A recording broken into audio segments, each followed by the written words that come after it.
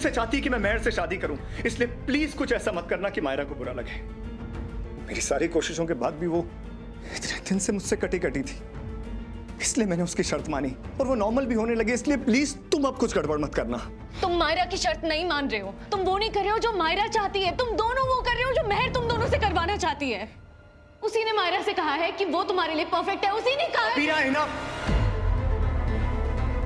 8 साल पहले भी तुम्हारा फुल फोकस सिर्फ मेहर पे था, आज भी है।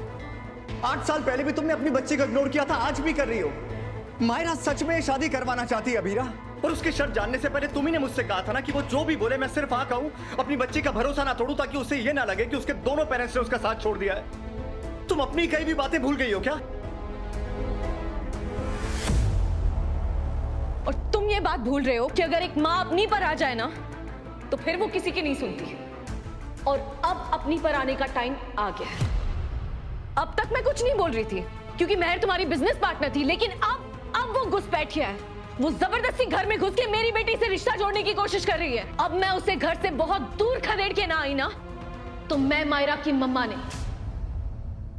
तुम जिसका भी हाथ थामोगे मेरी बेटी को भी उससे डील करना पड़ेगा, इसीलिए तुम किसका हाथ थामोगे ये मैं डिसाइड करूंगी।